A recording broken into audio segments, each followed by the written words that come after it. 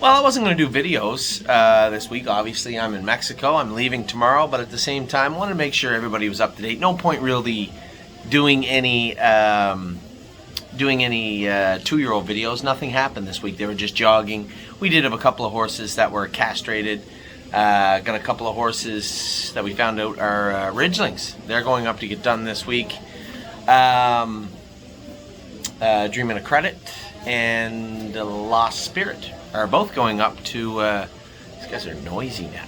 Noisy neighbors. They're both going up to get castrated at the university this week on February the 6th.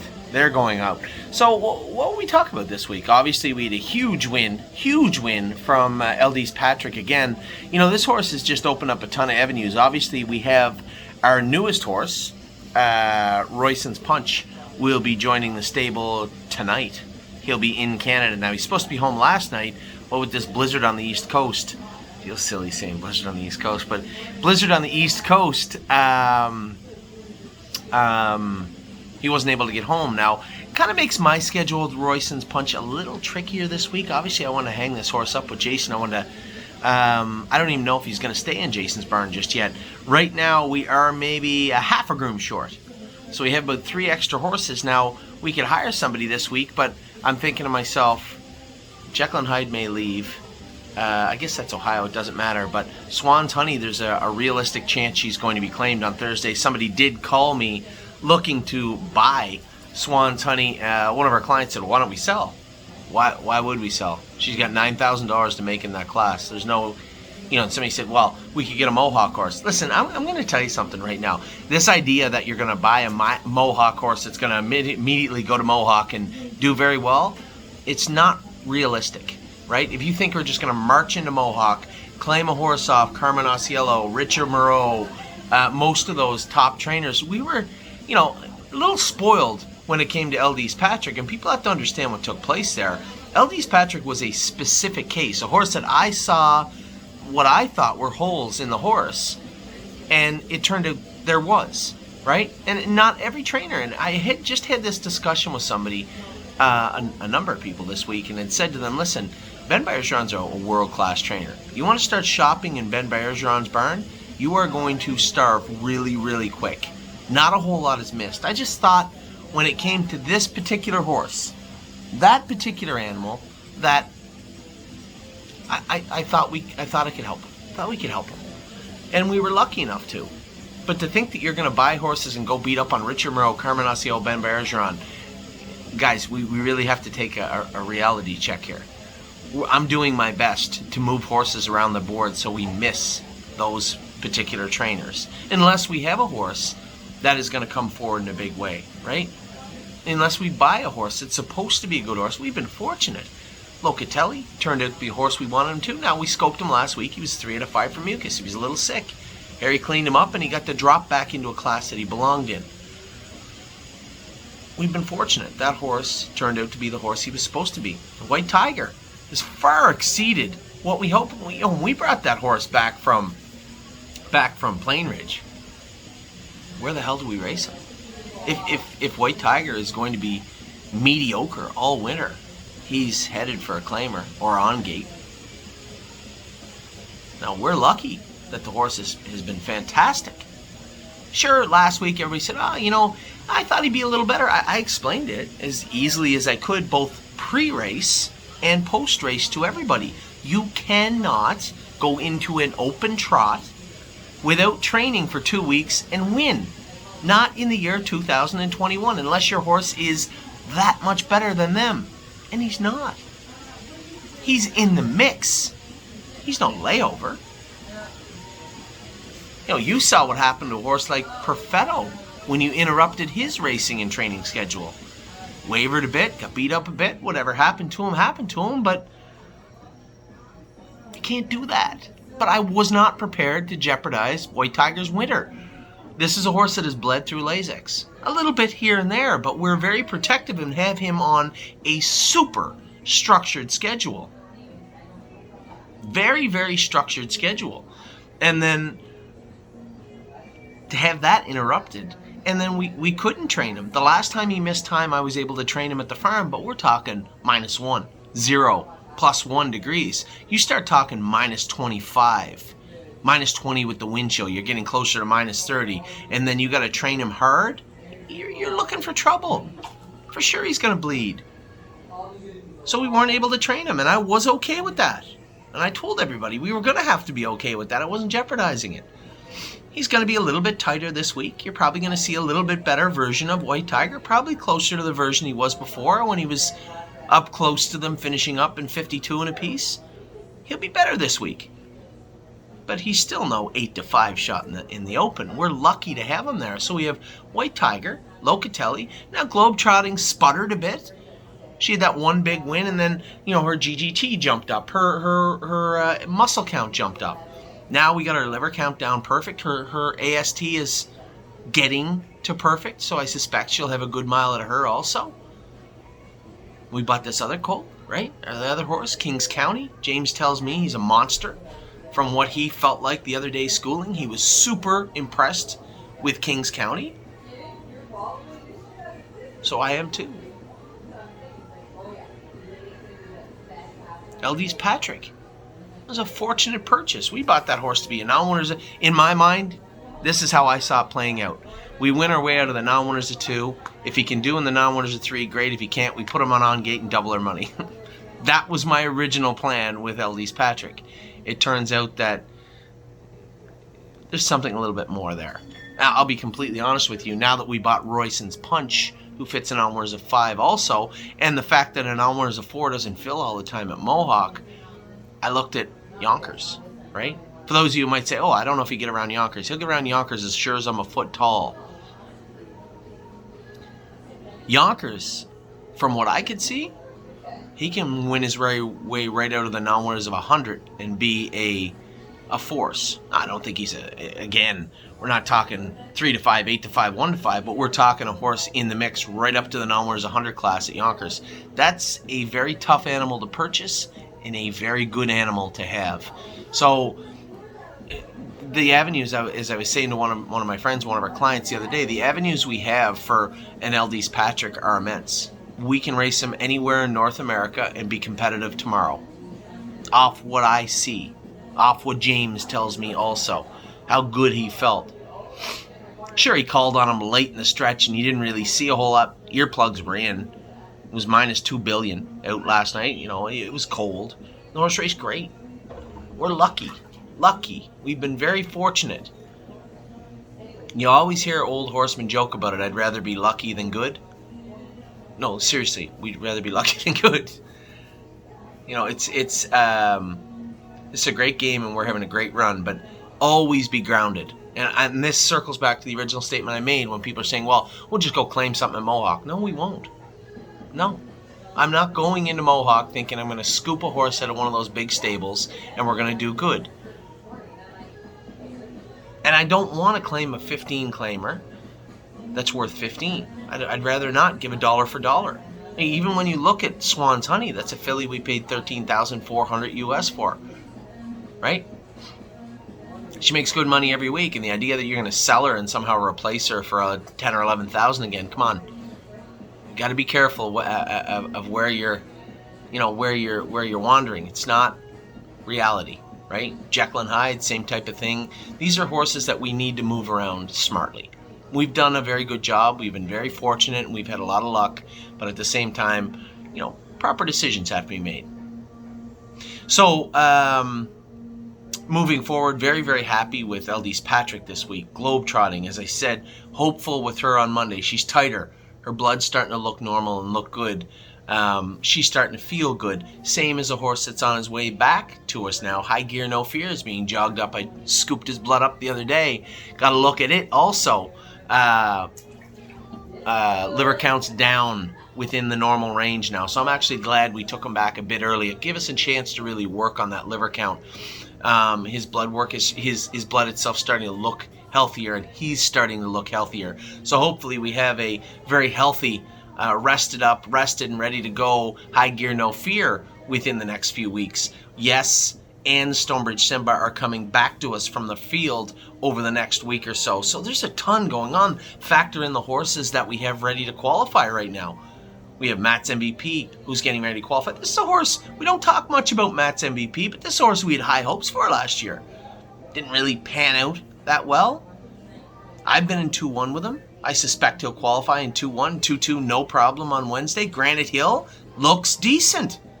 He's going to qualify on Wednesday also. So the plan for me is tomorrow I leave the Sun.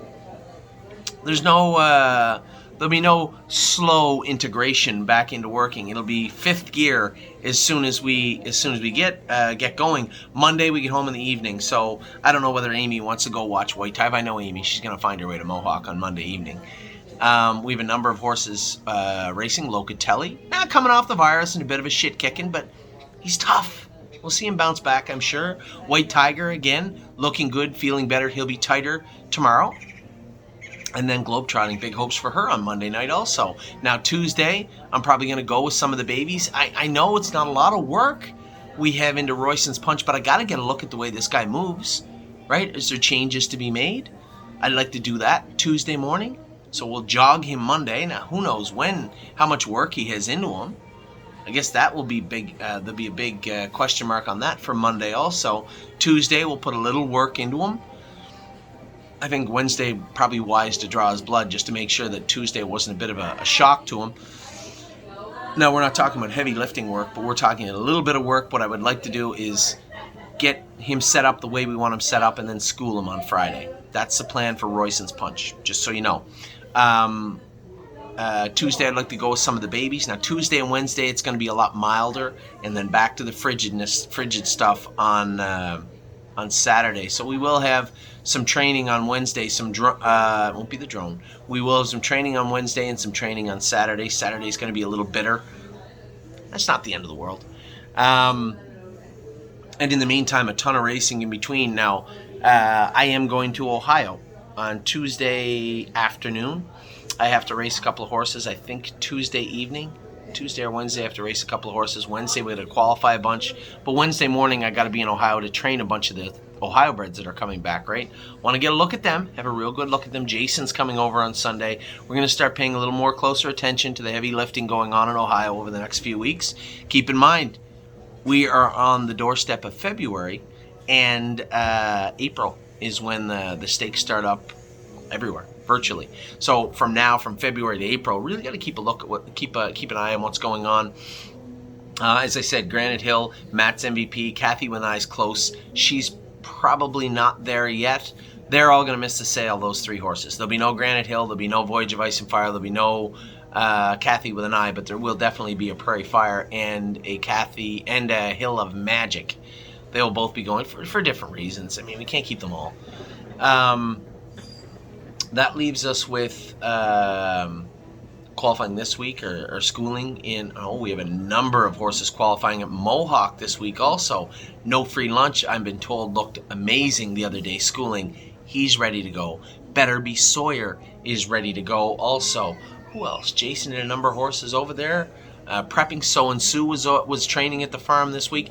We have a ton of horses getting ready to rock right now in Ontario. So a lot going on between the stable in Ohio and the stable in Ontario. We've been, as I said, very fortunate with the pickup of Eldis Patrick, and the way that he's raced has been impressive. So good job by James and Jason and everybody associated with that horse. And then the power that we put together this for this winter has been amazing, right? Here we are almost through the winter. Realistically, we have a horse for almost every class at Mohawk, which is impressive. I think we, I'm not going to sit here and pat myself in the back, but I really think we did a great job putting together a real strong front line for our winter racing crew here at the stable.ca. So, anything else I want to talk about? Globetrotting, pretty impressed with her. Aglaire AM did not get to train last week. I told James, if you think it's too cold to go take them Saturday and train them, then don't. There's no reason for Will to Win Hanover and Aglaire AM to train when it's minus 25 for what, a week? There's nothing coming up for either of them. Just get them ready at the proper time. So I suspect they'll train slower again on Wednesday, and they'll go to Mohawk on Saturday. Might not work. both of them could kind of school, I guess. I guess they could go behind the gate. I'll talk to James about it, but it makes more sense to try and school them a mile and 2.5 if there's a slower schooler. A mile and 2.5. We have 3 or 4 of them going around 2.5, then we can have our own little schooler inside a schooler. And that would save everybody shipping over to Mohawk Saturday to try and train in the middle of us training all the babies. So that makes more sense. But I'll talk to James and Jason and everybody about that this week. We also have Jazzy Judy trying to get her back on track. She tied up a tiny bit also. 2 starts back. So this will be a week off and back in the numbers of 2. I suspect she'll be a little better. You know, I'll be completely honest with everybody. I don't know how long Judy's going to be with us. At some point, we're probably going to look to sell Jazzy Judy, and we'll see how long that takes. And 2 horses that I'm really interested in, Mama Knows Best and I'm a Lovely Lady, ready to go. I know Lauren wanted to get another couple of training trips into them, and I said, Lauren, just relax. They missed a month. We've trained them back. They got their rest. They got their workout back into them. A mile and 2 minutes or 2:1 on Wednesday isn't going to hurt them at all. So Mama Knows Best will also be qualifying on Wednesday, as will I'm a Lovely Lady. Walk on the Moon a couple of weeks behind them. These fillies can dump into a little cheaper bunch than Walk on the Moon. He's going to do some heavy lifting when he comes back. So I'd like to have him zinging tight and a nice schooler, maybe 57 or 58 in him before we qualify him back. So really impressed with everybody over the last, couple of months. We've had a lot of luck buying horses, a lot of luck selling horses, and honestly, a lot of luck racing horses. So it's been a great run for us at the end of 2021 into 2022. And looking down the calendar at the horses that we're training down, I couldn't be more excited. I mean, I'm very elated to see what's going to take place moving forward. So for me, this is my last night. It was a little chillier here today. I joke about it, but it was a little chilly today. We all had sweaters on. We went into town. And now I will end my video with this. I'm a guy that anytime I ever went to Jamaica or anywhere, it was like, stay on the resort. Don't go off the resort. And I'm like, I don't really want to go off the resort in Mexico with all that violence and stuff you read about. The resort we're at Playa del Carmen, Ocean Paradise, nice resort. It's over 20 hours from Mexico City. I didn't know that. So we went into the town today. Beautiful town, beautiful shopping centers. It's really nice. If you guys are looking to get away, honestly, the food in the town, another shocker, was better than on the resort. The resort was good food. Let me see if I can rate it.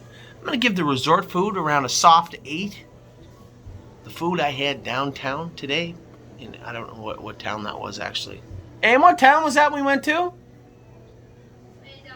Playa del Carmen. That town?